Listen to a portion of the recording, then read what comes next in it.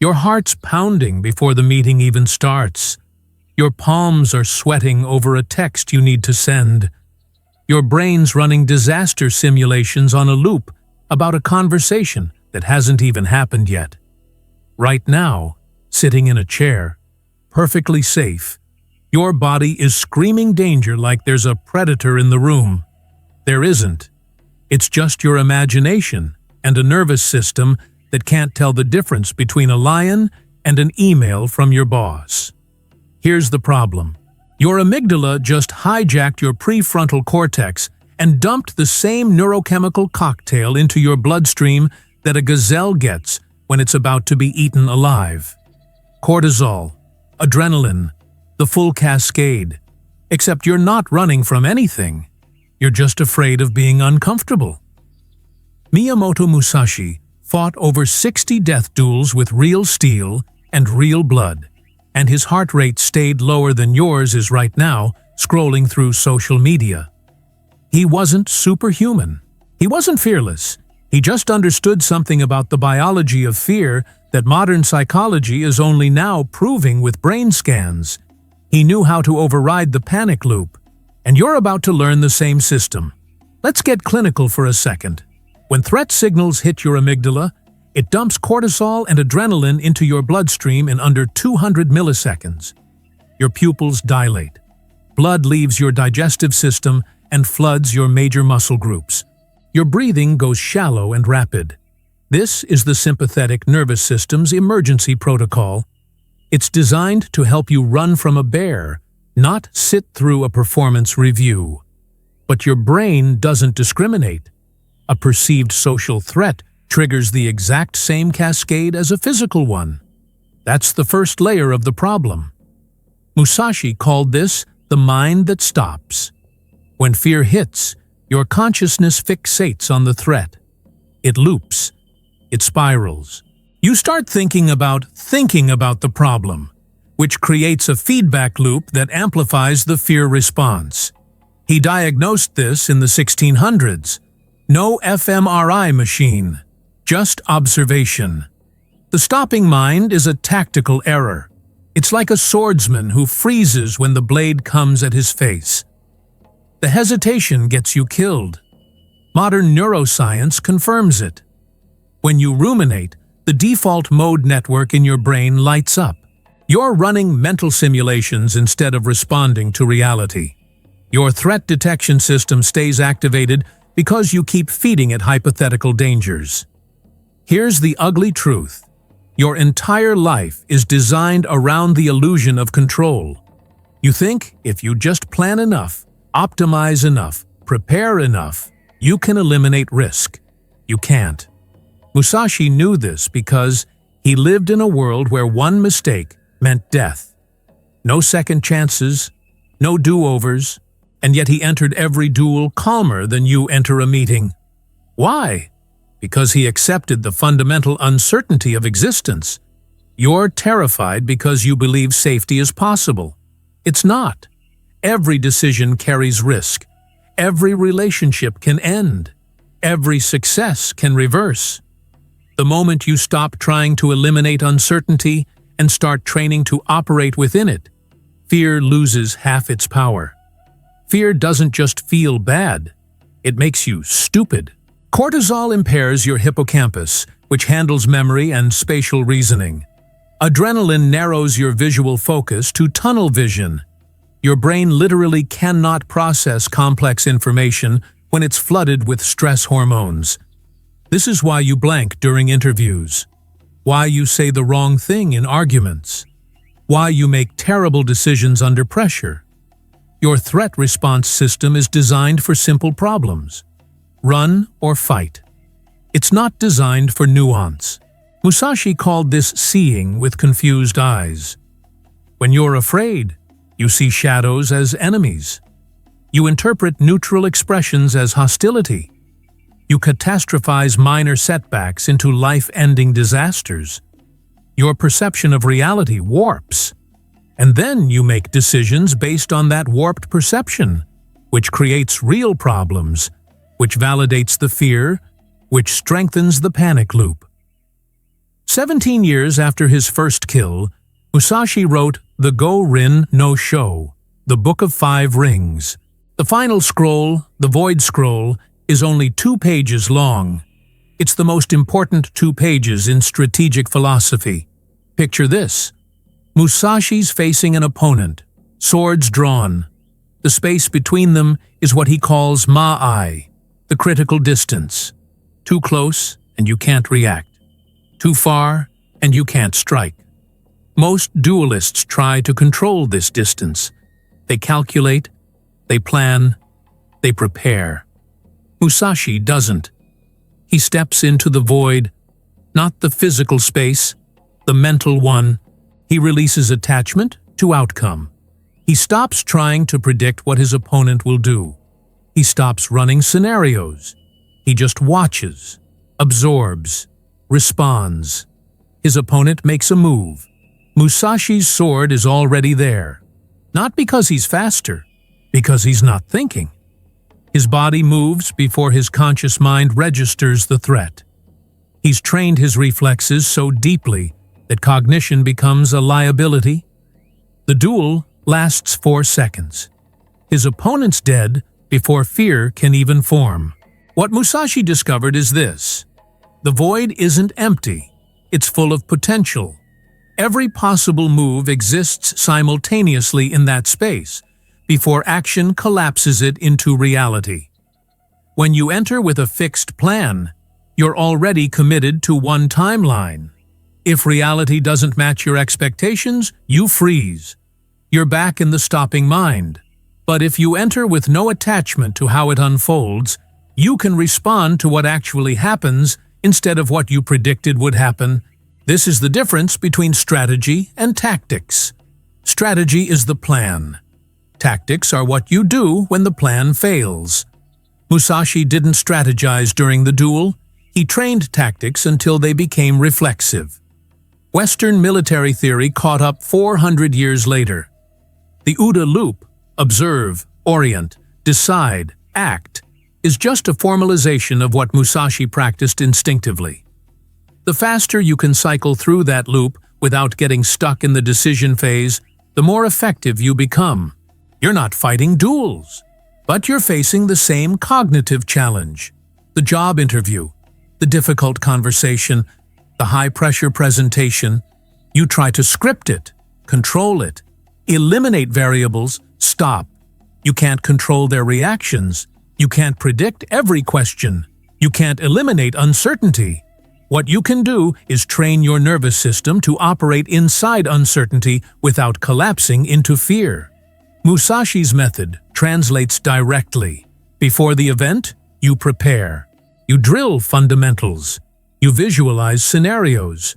But when the moment arrives, you release the script. You step into the void.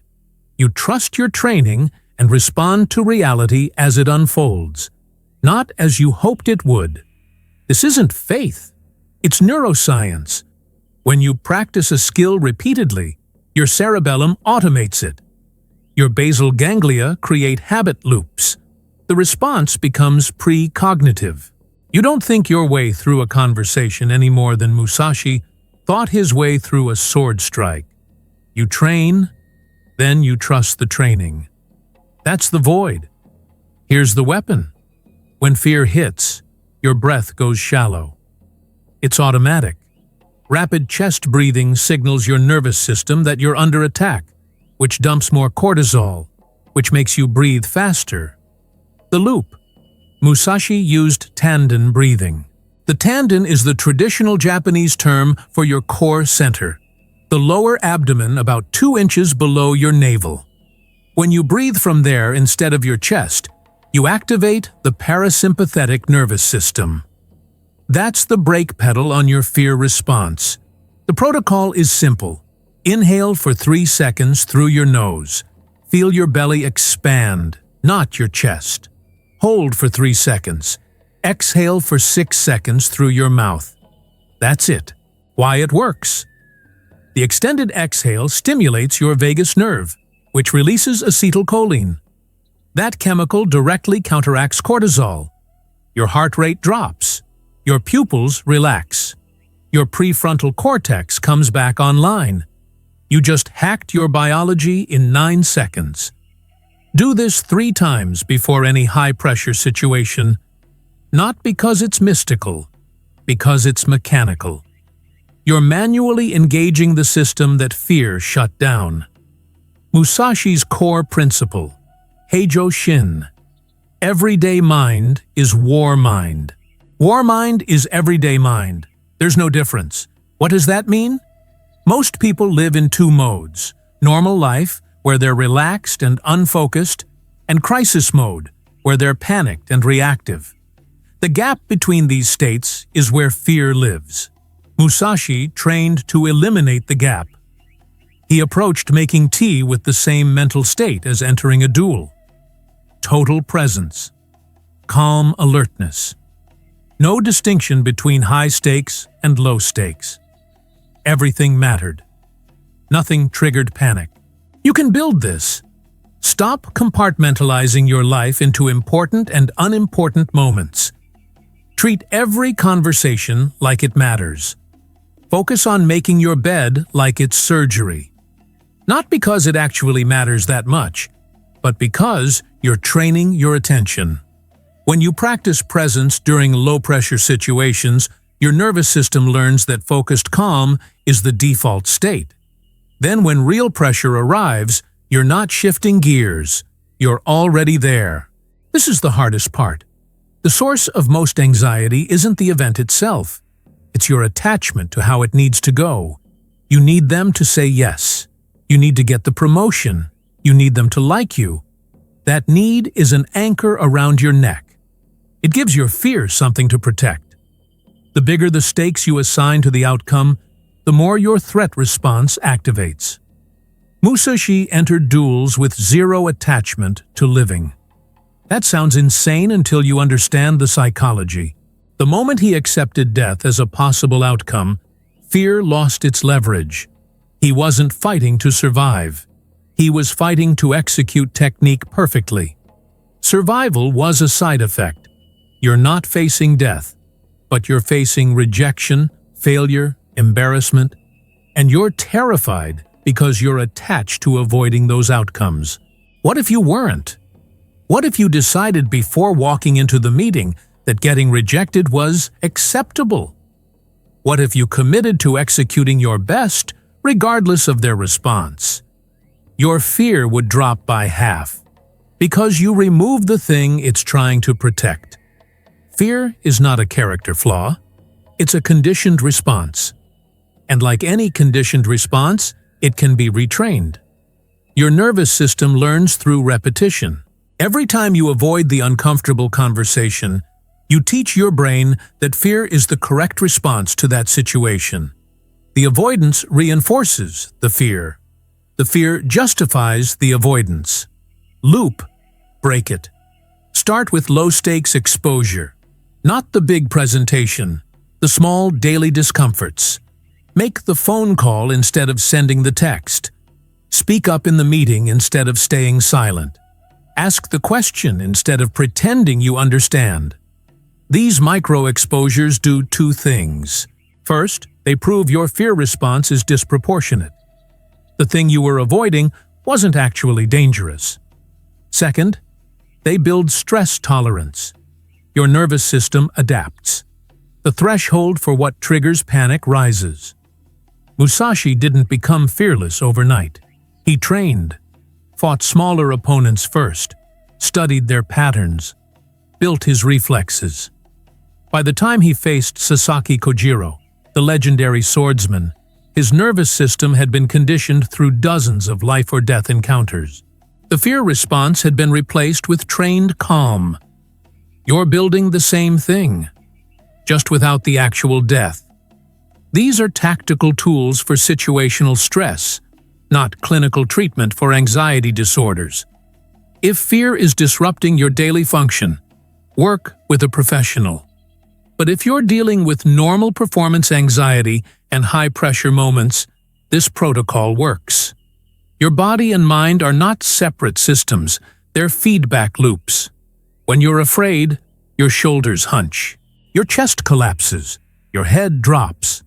This posture sends signals to your brain confirming the threat. Reverse it.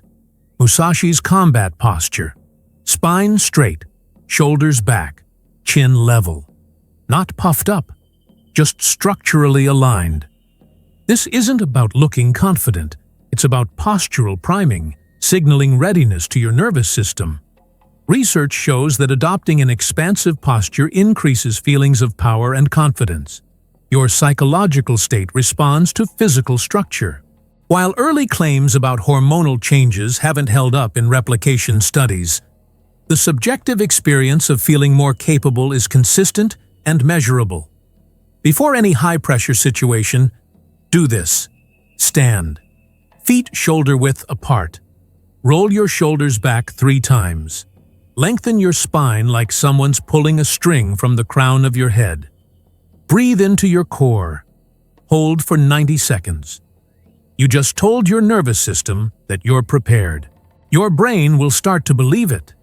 The Stoics called it Premeditatio Malorum, the premeditation of evils. Musashi practiced it before every duel. Here's how it works. You deliberately imagine the worst possible outcome in vivid detail. Not to scare yourself, to remove its power. You walk into the presentation. You freeze. You stutter. You forget your points. They stare. You leave, humiliated. Your career takes a hit. You recover. Life continues. See what happened? You went to the absolute worst case and found that even there, you survive. The catastrophe your fear is protecting you from isn't actually catastrophic. It's uncomfortable, but survivable. This diffuses the threat. Your amygdala stops screaming danger because you've already processed the worst version. Now the actual event feels manageable by comparison. You're not fighting to avoid disaster. You're executing technique knowing that even failure is survivable.